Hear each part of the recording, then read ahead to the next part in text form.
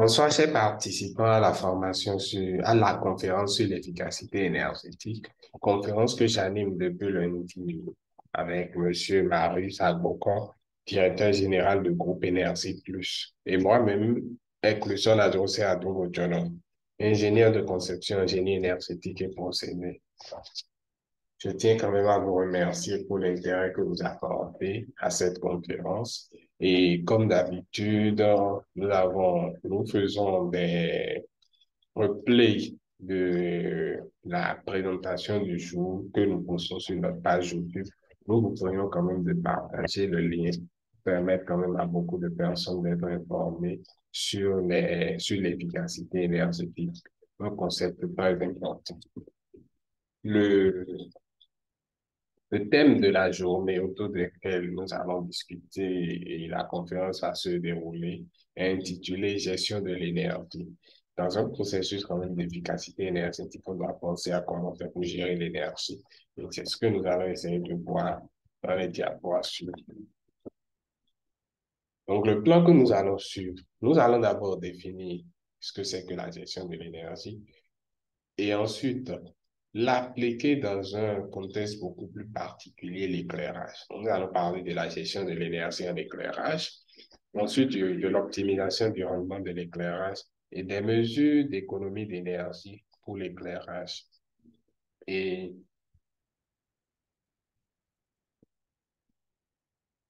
donc, qu'est-ce que c'est que la gestion de l'énergie?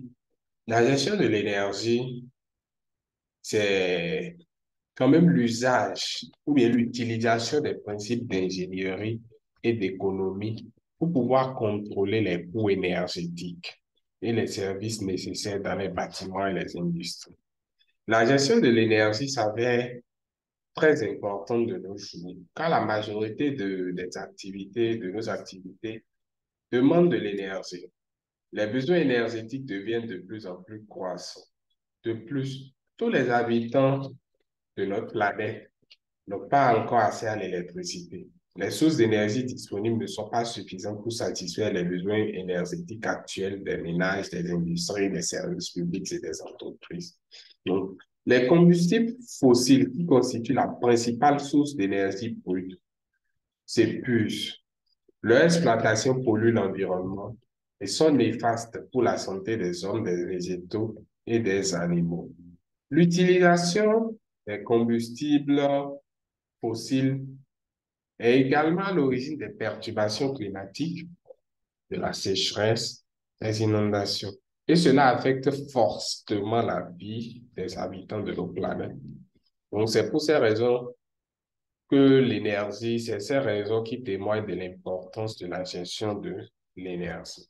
Et la gestion de l'énergie permet de générer des économies d'énergie par l'amélioration de l'efficacité énergétique, par les modes de consommation d'énergie changeants dont nous sommes appelés à adopter de nouveaux comportements en face de l'énergie, de l'utilisation de l'énergie, et par le passage à d'autres sources d'énergie. Et en parlant d'autres sources d'énergie, chez nous au Bénin, c'est beaucoup plus le soleil photovoltaïque qui est la source d'énergie renouvelable la plus développée. Et aussi, en parlant d'autres sources d'énergie, il y a également l'industrie.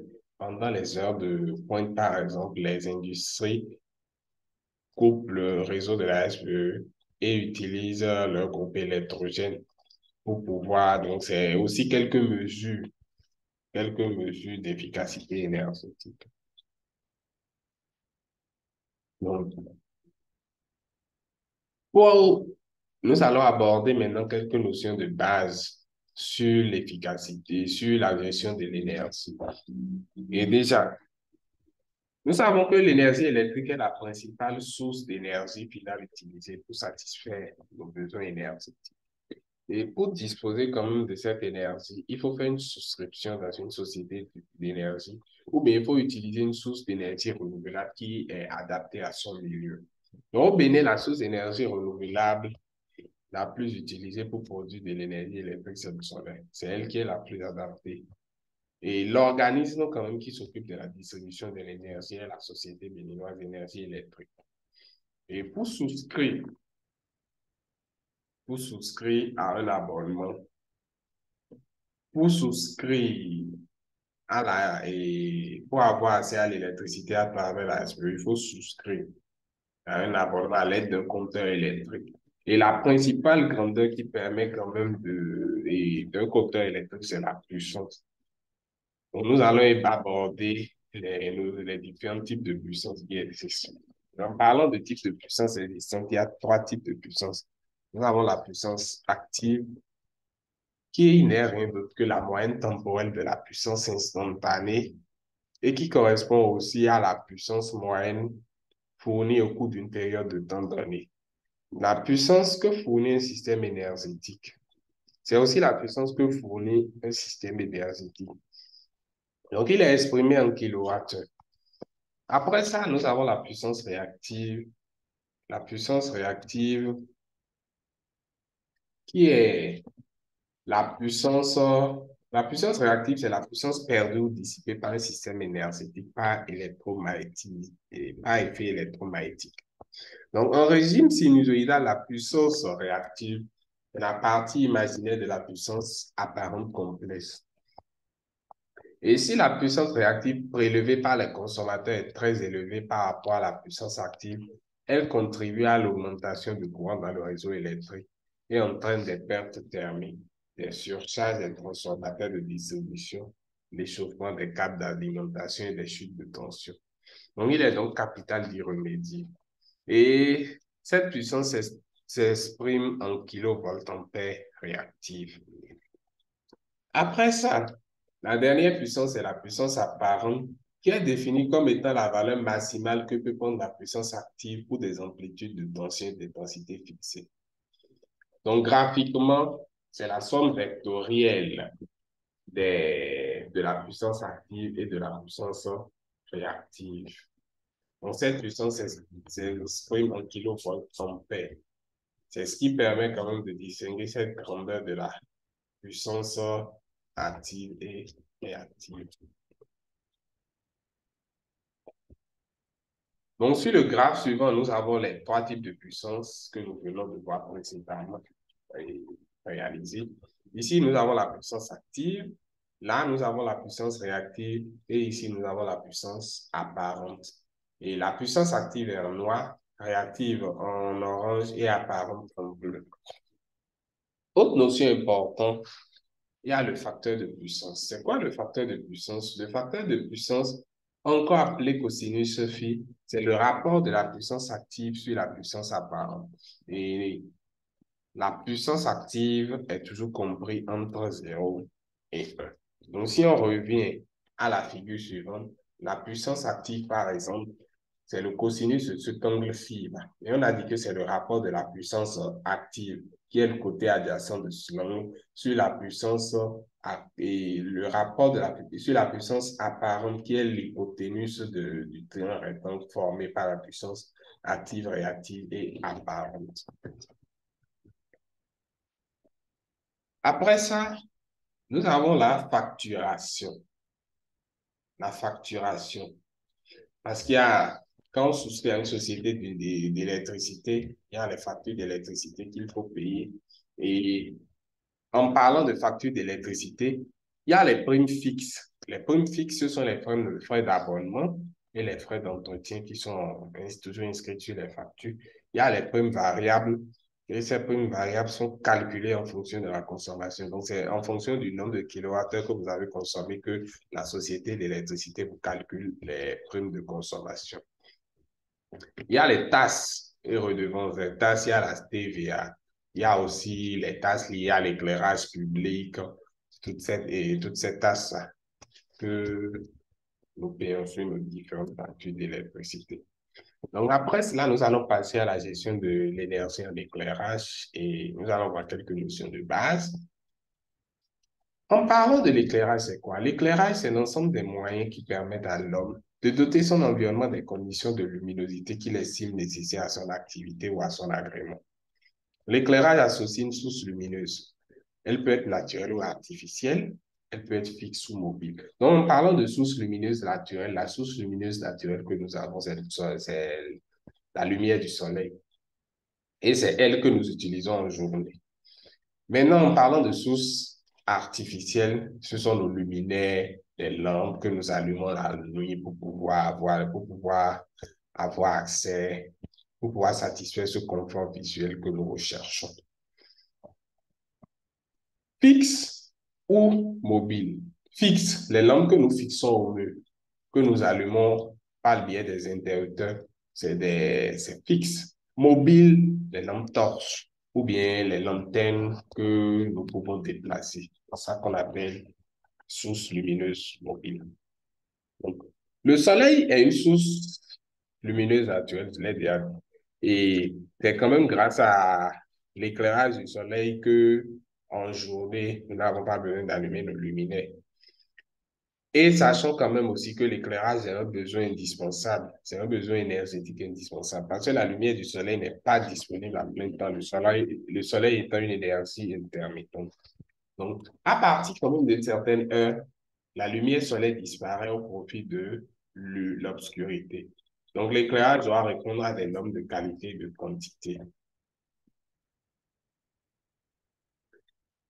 Et en parlant de la qualité de l'éclairage, on parle beaucoup plus de l'indice de rendu de couleur, en abrégé IRC ou bien l'éblouissement.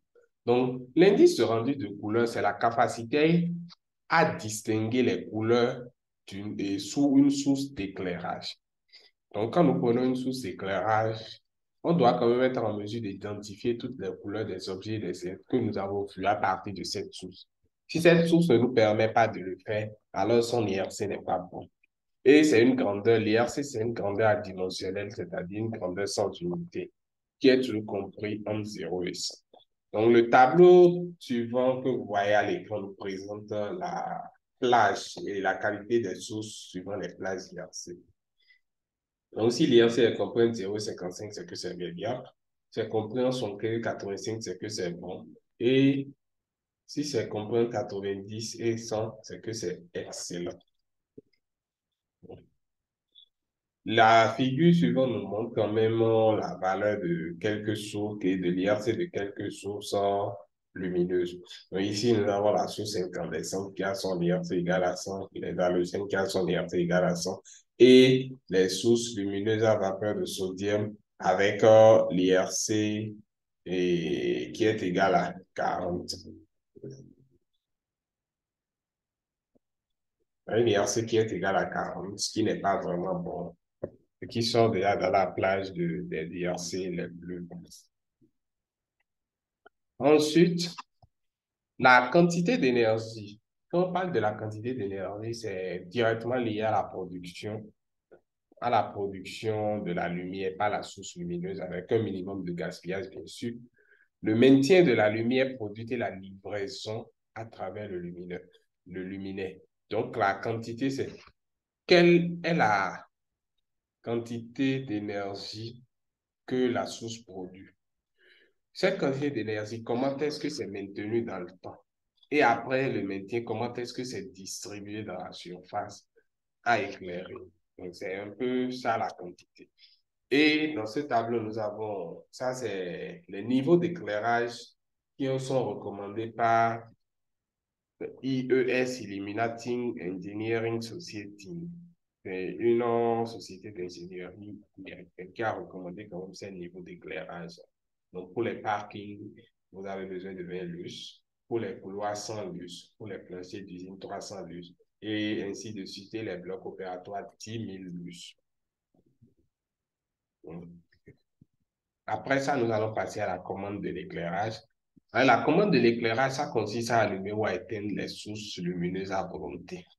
Donc, il existe deux types de commandes, mais la commande que nous utilisons, et les deux types de commandes, il y a la commande manuelle et la commande automatique. Et la commande que nous utilisons généralement, c'est la commande manuelle. Là, il consiste seulement à installer l'interrupteur et à allumer, à appuyer sur l'interrupteur pour allumer ou à appuyer aussi sur l'interrupteur pour éteindre. Donc, c'est cela la commande manuelle. Et c'est ce type de commande qui est utilisé par beaucoup d'entre nous parce que c'est accessible. Ça requiert un coût d'investissement pas considérable qui est à la portée de tout le monde. Mais l'inconvénient quand même avec cette source d'énergie, avec ce système de commande, c'est que c'est difficile. Ça ne permet pas de d'économiser de l'énergie parce que si vous allumez une lampe et que vous oubliez, vous allez peut-être vous coucher. Et c'est au petit matin que vous vous levez pour voir quand même que vous avez oublié d'allumer, de laisser et d'allumer, d'éteindre la lampe. Il y a déjà assez d'énergie qui est partie. Et ça, c'est pas bon. Ça, c'est pas de l'efficacité énergétique. L'efficacité énergétique, c'est pas gaspiller l'énergie, mais c'est utiliser l'énergie dont on a vraiment besoin pour le service. Nous avons aussi la commande automatique. Et la commande automatique, c'est beaucoup plus ces systèmes. Ici, je vais juste vous parler de deux systèmes de commande automatique. Il y a la commande automatique par les cellules photoélectriques.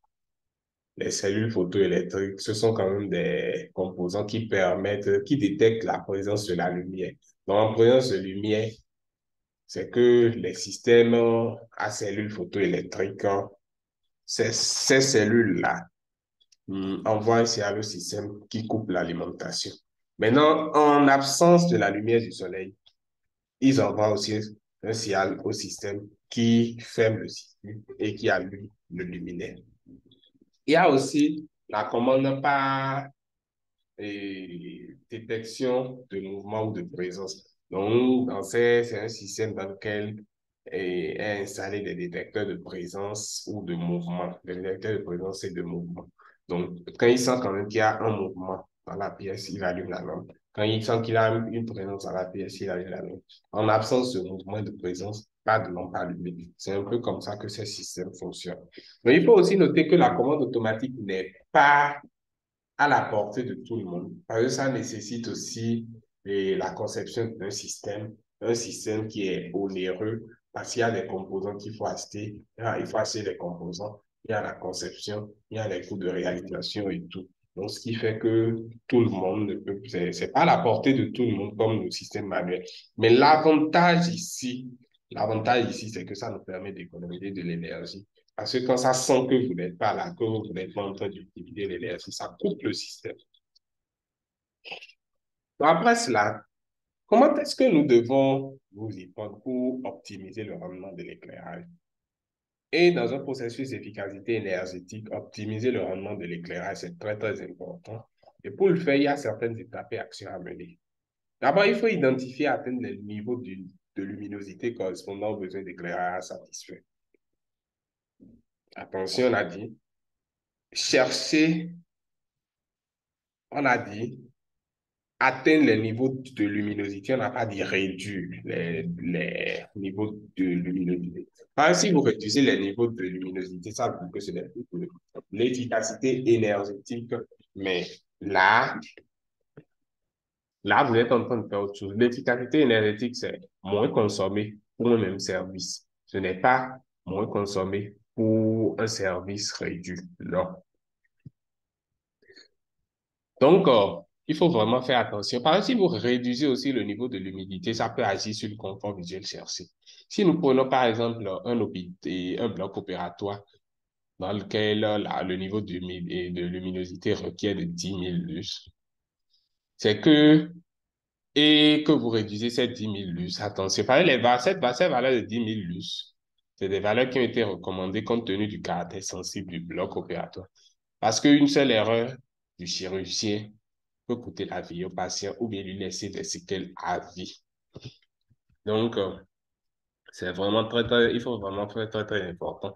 Il faut produire efficacement de la lumière. Et produire efficacement de la lumière, ça passe par l'utilisation quand même de sources d'énergie et de sources lumineuses, de sources lumineuses, et de sources lumineuses adéquates.